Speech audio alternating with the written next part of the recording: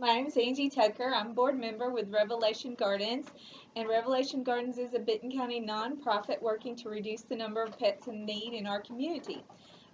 This is our weekly broadcast that we have on Sundays about 2 o'clock to talk about all things related to pets. Today's topic is indoor versus outdoor needs for pets. But before we jump in, I'd like to remind you of our founding scripture, Revelation 21:4.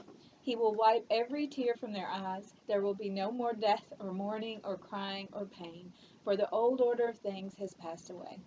Today, our guest speaker is Dr. Elizabeth Paschall from the Camden Animal Clinic, and a very special guest, Ivy, who is a Great Dane rescue who's liable to stick her head up, his head up, her head up anytime, and we'll see her. Dr. Paschall is the owner of Camden Animal Clinic and is a 1991 graduate of Louisiana State University of Veterinary Medicine. Dr. Paschall, originally from Northeast Arkansas, practiced in the Memphis, Tennessee area for over 6 years before purchasing Camden Animal Clinic and moving to Benton County in 1997. So, good afternoon. I'm glad to be here. All right. So, we're talking about indoor and outdoor pets. So, the first question I wanted to, and here's Ivy. The first question I wanted to ask you is there a better place for pets? Is indoor or outdoors better for pets? There's no one place that's better for a pet. It all depends on the responsibility of the owner Mm-hmm. and how well they're supervised. Indoor can be dangerous and outdoor can be dangerous, but they can both be made safe through their appropriate steps. Okay. So, we shouldn't be. Is there dogs that maybe like outside better than they like inside, and dogs that maybe like inside better? Is there a way to tell which is better? Absolutely, and it depends on each pet's personality. There's actually cats that love being outside. Mm-hmm. There's so much fun things to do outside, leaves to chase, butterflies to chase. A lot of cats like to sun themselves, Mm-hmm. and my cats, they go indoor, outdoor, and even when it is cold and rainy, they love going outside. They've got a nice, warm, clean house, and they love outside. They can't wait till my husband gets home at night because they've got shop time. Mm-hmm. And shop time is the greatest time Yeah, ever. yeah, I know. So, but you just have to provide a safe environment. So we have a fenced-in area that they don't get out of, and so we supervise that closely with them. Dogs, dogs need outdoor time, just like humans need outdoor time with Mm-hmm. sun and vitamin D and for mental wellness and well-being, so do Mm-hmm. dogs. So it's okay for them to be couch potatoes, but indoor with no exercise, that causes disease and boredom, which leads to behavior problems. Okay. So, but dogs and cats can be kept strictly indoor. It just puts a lot of responsibility on the pet parents to provide interactive activities for them. And like cats love vertical space as Mm-hmm. well as horizontal space, especially if you have more than one, they need space. And dogs need to be stimulated or they're going to chew up things, they're going to misbehave. And so there's just a lot of responsibility on the owners to provide that interactive time, whether they're indoor or outdoor, because you can put a dog in a pen outside and never paying attention to it, and it's going to be destructive and have behavioral issues too because it doesn't have people time. And dogs and cats need people time. When we ignore them, they act out for our attention, just like children. And so if you're going to have a pet, you need to commit to being uh, a parent that's going to spend time with them to meet their needs. Doesn't matter how many expensive toys you buy or what kind of dog food you buy. If you don't spend that time with them, then they're not going to thrive. Okay.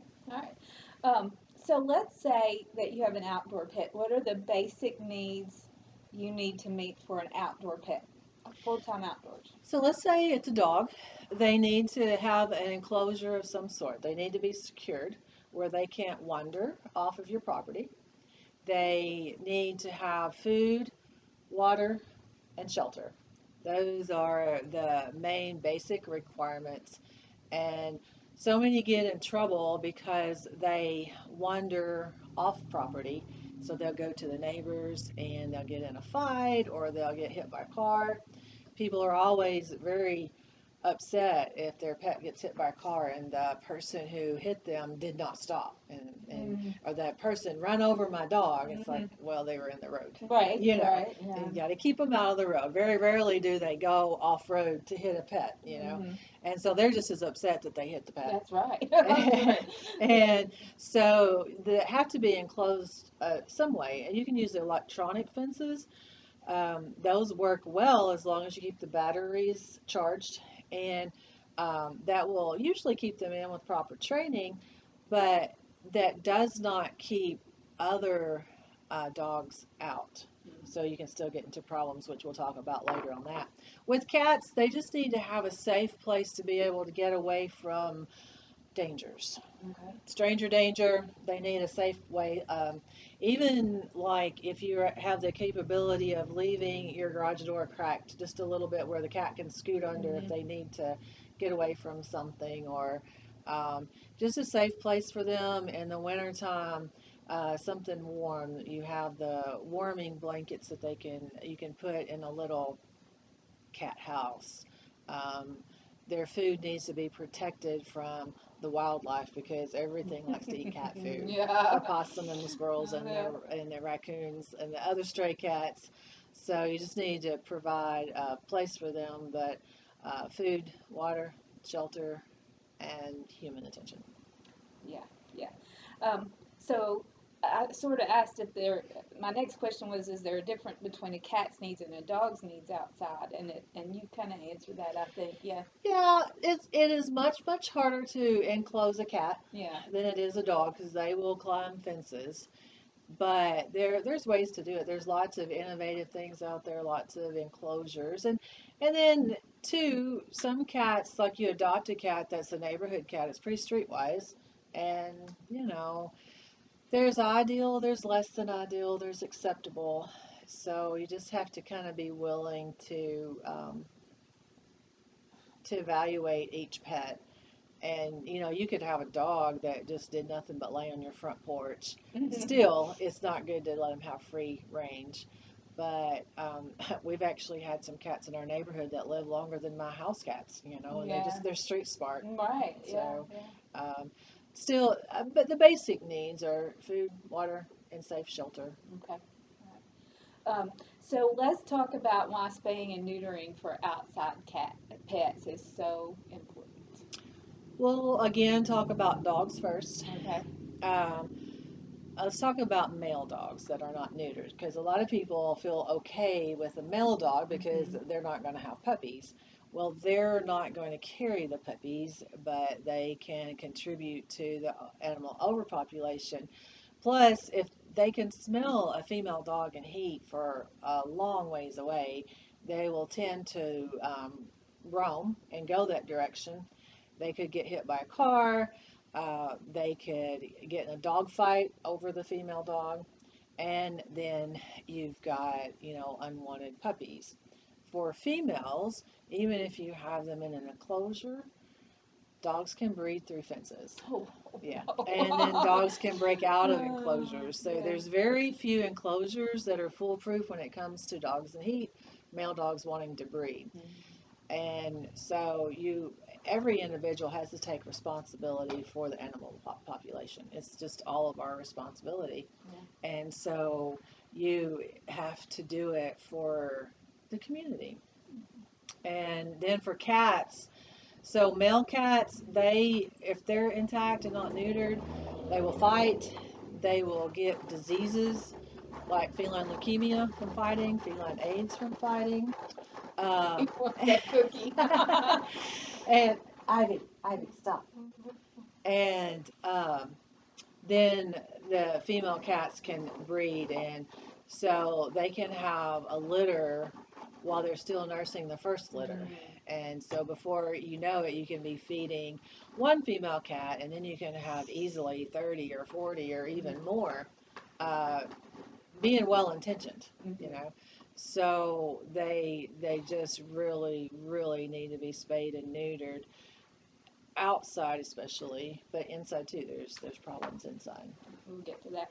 I was going to tell you, one of my poodles. My dad we always owned poodles, and one morning he came and woke me up and said he had been killed because Dad always let the dogs free roam, and we didn't spay or neuter. We never had girls. We always had boys, and it was a pack of dogs got a hold of, and I'm sure it was a, you know, a girl, and he was a little poodle, and they were big dogs. So Oh yeah, and yeah, a little dog don't know they're a little dog. that's right. So they're just as big as that Rottweiler, that German Shepherd, Mhm. and so they won't back down. No, no. So even to protect our own pets, Absolutely. yeah, we want to do that. We Uh, see a lot of dog fights over breeding situations. yeah. Um, so some people might think an indoor animal's needs are met without even thinking about it. But what would you say are needs that should be addressed for indoor animals that maybe we wouldn't think about? Activity. Inactivity leads to obesity, leads to boredom, leads to behavioral problems, which leads, and many times, to euthanasia or rehoming. So you cannot just get a pet, either a dog or cat, and just put them in the house and think you're doing great. You need to provide interactive stimulation for that dog or cat. Um, there's lots of different ways to do that, and it depends on the personality of the pet. So it needs to be a safe environment. So you need to keep things put away. Um, Dogs eat socks and underwear and chew up toys, and then they have to have surgery for foreign body obstructions. And then, so that's a danger. And one of my pet peeves is people who smoke in the house with their pets, because you would never think of leaving your pet in a burning house. But when you're smoking, you're dealing with a pet whose lung space is this big, so you may not think your cigarettes are having that much of an effect, but the secondhand smoke is very detrimental to our dogs and cats. And then it settles down to their level, and so it's super concentrated down close to the floor where they spend most of their time. And so smoking indoors is really detrimental to the pet's health. And then so we're so into aromatherapy, and then we use, because we're kind of not sometimes the cleanest people, so we think we can use aerosols to cover up smells. Right. Then you're contaminating the air even more. Then when you burn your candles or you do some sort of aromatherapy, you're contaminating the air even more. So Wow. clean air indoors is a big thing to keep down communicable diseases, especially with cats, when you've got multiple cats or multiple dogs, like with the coronavirus that spread as a respiratory virus. There's diseases that are spread, and you need clean, fresh air is a big need for indoor pets. Oh boy. Yeah, and that's probably something that most people don't think No. about, but it's very important. So would you get an air purifier, opening the windows in the spring and the fall? We do a lot, but then like, So just trying to start with clean air in the first place. okay, So keep your house clean. Smoke outside. I don't by any means think that I can deter people from smoking, but yeah, smoke outside, right. exhale outside, Yeah, yeah. And then just when you use your cleaners, Febreze, I hate to bash any kind of name brand products, but products like Febreze can cause allergies in cats and can irritate even skin when you spray it a lot on your sofas and stuff. So just keeping things clean. There's lots of cleaners that are more natural, and so when you keep things clean to begin with, then you have to use less chemicals and Yeah. products. And then air purifiers, just turning your air system on where it changes the air over frequently. Okay. And then outdoor as much as possible. Open the windows when you can. Use fans, that sort of thing. I just bought Angry Orange. Have you heard of that? I haven't. I think it's got like orange Essential essential oils. oils. Is that okay?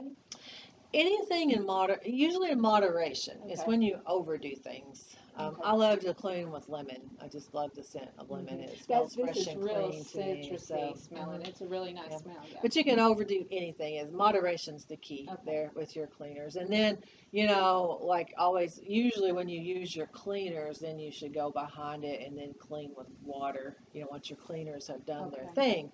So then you don't leave a lot of cleaners. And so Pine Sol's always gotten a bad rap with cats. And yes, if they just drink it, yes, but you're supposed to clean with it and then come back with water Okay. and to where they're not licking those chemicals. See, my sister-in-law, my crazy sister-in-law, she only cleans with vinegar and water. So that's all natural, right? Yeah, Yeah, that's stuff like natural. that. Yeah. I tend to clean with water a lot, it's just, but when you clean your bathrooms and stuff, just as long as you rinse it. Mhm. So the cleaners are to disinfect and to get the dirt and the grime off, but you always rinse it because if you don't, if you leave those cleaners there, they just attract more dirt. Okay. And so always clean with water after you clean with your cleaners. She's stepping on my toes. I don't know about y'all. Keep the house clean. My mama's going, rah, ha, ha. So, what are specific dangers for animals, both inside and outside dangers that we might see? So, um, let's start with inside this time. Okay. Inside dangers um, I guess the number one thing would be foreign bodies, eating things that we leave laying around because they're bored Mm. and they want to chew or they want to eat and they entertain themselves. So they eat things they shouldn't eat, or they're missing you, so they eat your clothes. Yeah. you know, um, and then garbage, eating all the garbage. They can get very sick from get pancreatitis, eating counter surfing, and getting stuff off the counters they're not supposed to have. Those are big dangers. Uh, Little chihuahuas, Pomeranians jumping off the furniture will break a leg. Yeah. So you can have broken bones. Another thing, so get back to my cleanliness thing. So carpet's pretty nasty. So most of us have been on the revolution of getting rid of the carpet and putting some kind of hard surface floors down, Mm-hmm. which achieves the cleanliness really well in a lot of cases. But in our older pets that have problems getting around, Mm-hmm. they slip and they slide. So they try to jump on the sofa and they can't get traction Yeah, and they yeah. slide and they fall and they tear ligaments. So you have to watch that. Those are dangers. And then you get into horrible things like house fires and things like that. But I would say probably for indoor would be foreign bodies and getting into garbage mostly. And the other thing which we can talk about with both is parasites. So there can be dogs and cats in the house that can have a higher concentration in the house than outside. So you have to practice good parasite control whether they're indoor or outdoor. Well, I was having a flea problem, and it cost so much to have 4 dogs. I got 2 collars and put them on, and it's kind of helped everybody. Mhm. So because it's killing what brings in, so if they get off of the pet that brings them in and goes over to the one with the collar on, they'll die. So Mm-hmm. you're just cutting down on the population altogether. But when you get a lot of pets, parasite control can get extremely expensive. Mm-hmm. But you can get really high concentration in the house, even on pets that don't go outside. Mm-hmm. You can bring them in on your shoes, they go to the pet, they start immediately reproducing, and it goes on and on and on. And before you know it, you can have this huge problem. So there's really no pet that doesn't need to have some type of parasite control or at least vigilance of monitoring that situation to make sure it's not there. Mm-hmm. Outside pets, parasites, the big thing. In Tennessee, we're parasite haven. Parasites love us with our warm, humid temperatures and mild winters. Mm-hmm. So fleas, ticks, intestinal parasites, heartworm disease, And then we have lots of snake bites in the summer. Yeah. They're always after hours. They're always on weekends. They're never during the working hours. Oh. But copperheads are the most common. They're fairly benign. We infection, pain at the bite site and infection are the main things we deal with. Timber rattlers, we see those around the Eva area, down in Big Sandy, Holiday, the kind of the extremes of the county. Timber rattlers are bad.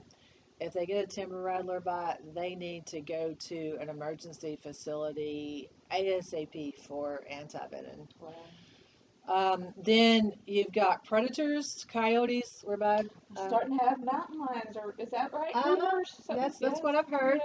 Yeah. But even without them, we've got the coyotes, we got the bobcats, even hawks, birds of prey for smaller animals. And so even this is the thing with your little dogs, especially your little dogs. Even if you're outside with them at dusk and dawn, they need to be on a leash or they need to be contained because I can't tell you how many little dogs like Chihuahuas are just like right on the doorstep with their owners. They hear a coyote and they're going to kill that coyote. They take off after it and they're never seen again. Oh, So yeah. they think they're going to cure the coyote problem and they're not. Yeah. So coyotes are a big deal with the little dogs, and dusk and dawn are the worst times. Have you ever had somebody bring a pet in that had been caught by a hawk? I have. Wow. I say a hawk. I can't remember if it was a hawk or an owl. Yeah. And a lot of times I think, well, do they really know what it was? But this was a little kitten, Mhm. and the people swear they saw the bird of prey drop it, Mhm. and it had necrotic skin wounds where the skin died, which looked like it would have been where the claws grabbed it Yeah. and crushed the blood supply to the tissue. It survived after a Wow. while. Yeah. Had a little kitten come in, someone found in the wall of a home Oh that wow. had bitten into an electrical cord. And it was a kitten, but it lost all of its teeth and some of its jawbone. And one of my nurses, her sister adopted it, but it was a long road of recovery for that little kitten. And other dangers back to indoor. I had a dog. I believe it was a miniature Australian Shepherd, a patient that bit into some type of electrical cord, and it actually electrocuted the bone. We had to extract a lot of teeth and shave a lot of jawbone away, but it eventually survived. And so then back to outside, you've got the animal attacks, dog fights, cat fights, cars, um, antifreeze, Oh yeah. No, I've lost one to that. and I guess those are heat strokes. It gets so hot and humid. Mhm. Um, Even a dog. So a dog. It usually happens with dogs that are on some type of tether, like a chain or Yeah. something. Yeah. They get wrapped around, and so they either can't get in the shade, they can't get to their water, or they're struggling to get free and they get overheated. Oh yeah. And heat strokes are bad. Very few survive heat exhaustion, heat strokes. And Tennessee and so you never, if you have a brachycephalic dog, which are Angie's favorite types of dogs, have the little bitty short Yeah. noses, so there would be pugs, Boston Terriers, English bulldogs. Those are the major ones. They cannot handle the heat and humidity and still breathe. So they're very, very prone to heat I exhaustion. would bring Sassy in, and that's just the way she breathed, whether she was hot or not. And people would go, "What's wrong with her?" And I go, "She's a pug." Yeah, she couldn't be outside for any time. Yeah, I have to be careful with them. Yeah, Mhm. that's bad. And so that's the biggest part of the outdoor dangers. Okay, we didn't hit this, and I want to. Eh, Why is spaying and neutering important for indoor animals also? Cats especially. A female cat is an escape artist when they're in heat. And so they may never want to go outside until they're in heat. They will slip out the door in some fashion to get bread. Mm. And so a cat, they'll come in heat, and if they don't get mated, they'll go out of heat, and then they'll come right back in. And they'll go out, and they'll come right back in. Wow. They roll around on the floor, and they scream and cry. I get after hours emergency calls with cats that I think my cat's dying. And I ask them some questions, and it's like, no, your cat's in heat. Make an appointment to get it spayed. Oh, yeah. Male cats,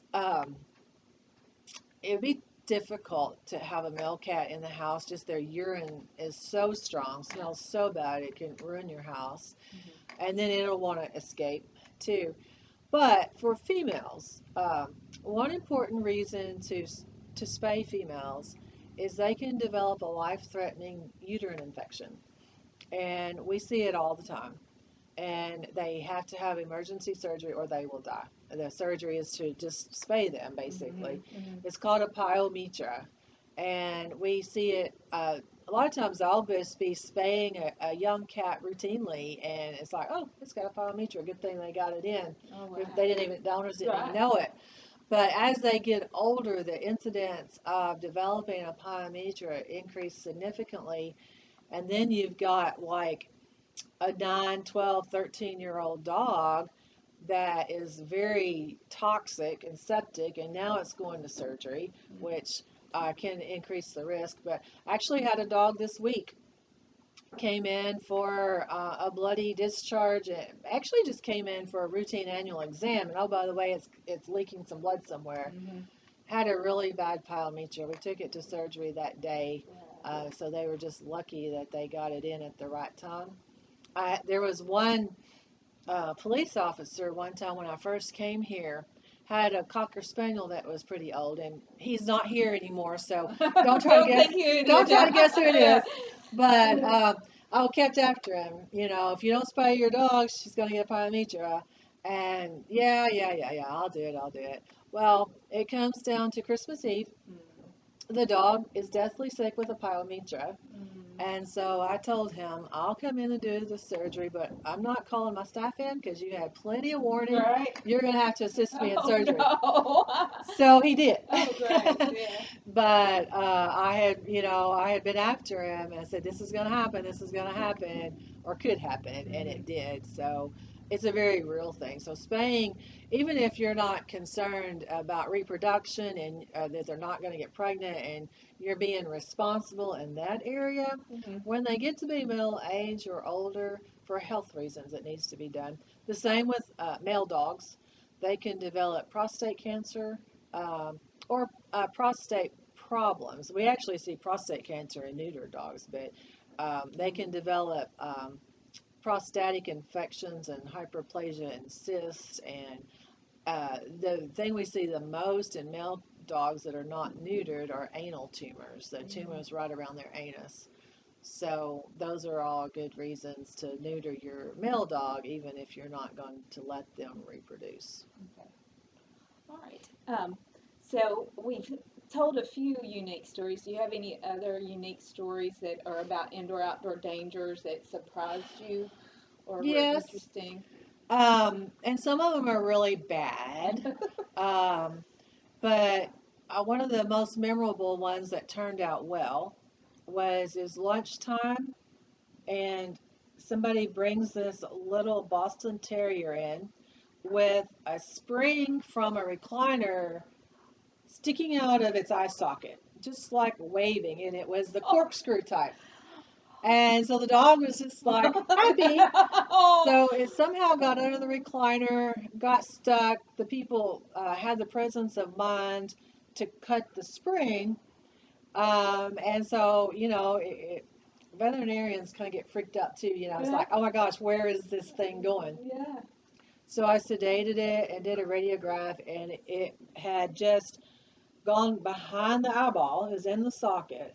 And so I could see what the shape was, so I just twisted it out Oh, wow. and put it on antibiotics. The dog was fine. Oh, boy. I hate to tell really sad stories, but I had a little kitten that the owner came home and it had hung itself in a mini blind. Oh, and they love mini bonds. Why do they love them so much? Because they're not supposed to play with That's them. right. They make Oh, noise, they move, they're a perfect and they cat want to toy. see. I But guess they want to see outside too. yeah, somehow it got hung up in the mini blind, That, and the owner had been gone for just a short period of time. yeah. So, how do you prevent that? Get rid of your mini blinds. I don't know. You know, Yeah. you can't prevent Yeah. everything. Accidents truly do happen. Right. Um, I had a man one time bring a dog in. I think you were in the clinic then, you said? Yes. Had a tire, a wheel, a metal wheel, Uh-huh. not the tire, but a wheel around its head. And I don't know what the dog was doing, sticking its head in the wheel, but he had tried really hard to get the wheel off of the dog, and he couldn't because he was just pulling it. Mhm. And so you had to like push the ear down and pull the ear out, Yeah. then slip it off. Yeah. I've had dogs come in with automatic feeders stuck on their head. Oh Where they get no. stuck in an automatic Yeah, feeder. yeah. Um, Oh. and I had one really sad thing. One dog was having a seizure, and so they rushed the dog to the hospital.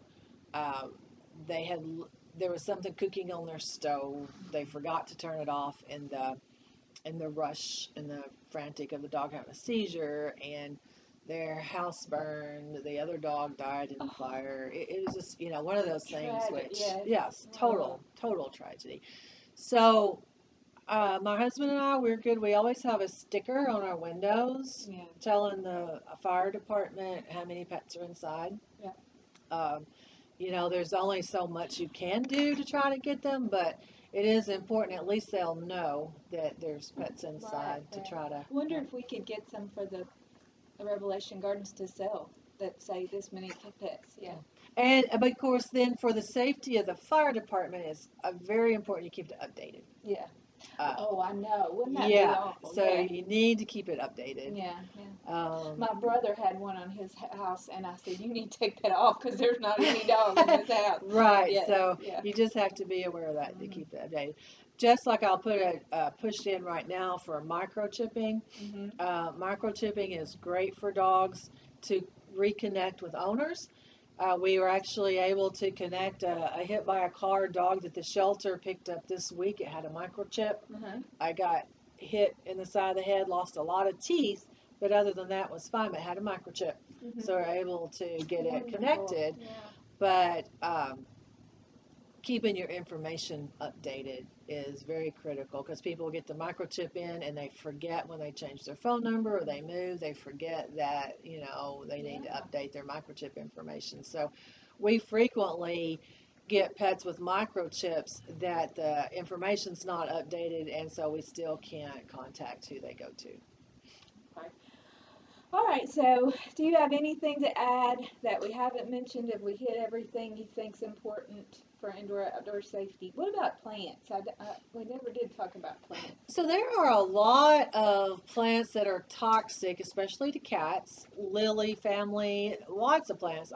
You can just pretty much assure that everything but grass has some sort of Yeah. toxicity, whether it just irritates the GI tract or if it causes kidney failure. But um, I don't have cats um, that eat the plants very many. Like my house, I have all sorts of toxic plants for my cats. They never eat them. Yeah. See, outside I hadn't had any trouble, and I'm always afraid to get inside plants because I don't know if they'll Right, get in them. And right. yeah. Mhm. So you just have to watch and personality. What about cold? The danger of cold and hypothermia for outside pets. So you just need to. Rarely ever does it get too cold here in our area, Tennessee, where a pet can't survive outside. It needs to have good shelter, um, good dry bedding, uh, good warm dry bedding, so it can be housed outdoors. You just have to uh, heat lamps used safely. Um, for dogs or cats, and just dry protection. They need to be dry. You can imagine when you're cold and wet, Yeah. then hypothermia. But we rarely ever treat pets that have suffered from cold or hypothermia. It's just very uncomfortable and inhumane, I think, Yeah. in my opinion. Well, that last snow, I guess I saw so many posts about please take care of your dog. So, do you ever have any even in those times? We don't, but another thing, is you just have to make sure that their water's not frozen so that they can Yes. still get water. We had horses one time. It was horrible. It Yeah. was horrible when I was little. Yeah. And then with cats, outdoor cats, if there's a uh, a warm vehicle, they'll crawl up in the car to stay warm, or they'll get up in a car for protection, and you go out and you start it, and they get killed. Or I have seen some cats that just get burned from trying to get up in the warm I engines. saw a kitten one time just laying in the road, and I thought, I wonder if she was in an engine. It wasn't like it was such a weird spot for just one tiny kitten to be, and I wondered about that. Yeah. The other thing I forgot when you said cold triggered something on indoor pets, human medicines. Oh yeah.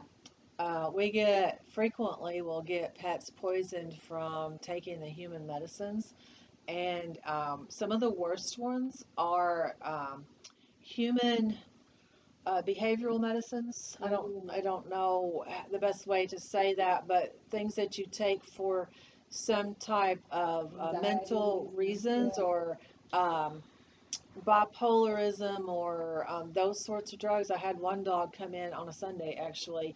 It was in a permanent contracted seizure, chewed on the medicine, and that was usually pretty deadly, but we pulled that dog through. Wow. But always, always, always keep your medications put way up, secured. And that reminds me, my cousin had a very tiny Chihuahua, and it died one Christmas, and they don't know what happened, but we figured it ate something that wasn't supposed to eat. And also, because there's so many diabetics now and people watching their weight, xylitol is a alcohol sugar that's used in sugar-free cupcakes and sugar-free gum and things like that, and it causes liver failure. It's really hard to save a pet from xylitol poisoning. And then another weird thing, I had a veterinary student that was interning with me, and while she was away from home, her roommate was baking brownies and left the container of cocoa powder on the counter, and the dog got it down and ate it, and went outside, ran a lap around the backyard, and fell dead of a heart attack because of the cocoa powder is extremely toxic for chocolate. So it was like the most toxic you can get. Yeah. So that was our. Now I've called you about chocolate that my dogs have got, and usually, just like a Snickers or whatever, you're usually pretty calm about. So milk chocolate is more sugar and fat. Dark chocolate is more, and it all depends on the size of the dog and how much they eat. There's what we call a LD50, which there's a certain level to where it's toxic. And it can be below that, and so it depends on the concentration and the type of chocolate. And if it's a chocolate cupcake, it don't have much chocolate in it. Okay. But if it's a bittersweet chocolate bar and it's a poodle, then you're probably going to have problems, like seizures, neurological problems. So I don't know if we ever finished about the engines. Did we ever finish about the engines? They're dangerous. So I've heard people say honk the horn. Yeah, beat on the hood of your car, honk Okay. the horn, make noise before you start it. Okay. Is usually good enough. Would they only be there when it's cold? No, if you park your vehicle, so I parked mine inside an enclosed garage so long I forget about that. So Right. that's a very good reminder. But if you park outside, it's always just a good habit to make of to before you walk around your vehicle. When you get in, just beat on the hood, Okay. slam the door a couple of times, before you ever start it. And if there's a cat up there, they're going to jump out real quick, usually. Okay. The other thing I wanted to mention with outdoor is I have a rule of thumb. If you have a pet outdoors, dog or cat, my rule of thumb is never have any kind of motorized vehicle, never have the tires move unless the pet is secured. We get accidents in driveways, Mm-hmm. four-wheelers. So, with me personally, no vehicle ever moves without my pets being secured. And that's just a good rule of thumb to have because accidents happen. And especially your older pets, they can't hear well, they can't move as quickly. So, just make sure your pets are secured before you ever move that vehicle. That we have stray cats around my house, and I'm always afraid they're in the motor Mhm. because even though they're not mine, they're still cats, and You don't want to start your day like no. that. All right. Well, I think we have hit a lot of things. I think we've got a lot to think about and make sure we keep our animals safe. So thank you for You're coming. welcome. Thank you for having me. And I love talking to you, so we'll get you here more. So that's our podcast for this week. Um, thank you, everybody, for joining us. We'd like to thank our special sponsors, the Camden Animal Clinic and Fox and Sanitation. Through their support, we are able to bring you this podcast each week. Next week, we will talk about books and pets with me. So you want to join. Remember, if you have a pet related question, email us at revelation.gardens@gmail.com. And before we go, don't forget that there is a cat somewhere around here, a little cat named CAT, that if you see and you mention, you might could win a prize. So see us next week, same cat time, same cat channel. But Ivy, come here. Dogs rule, right? She's sleeping. She's done. Thank you.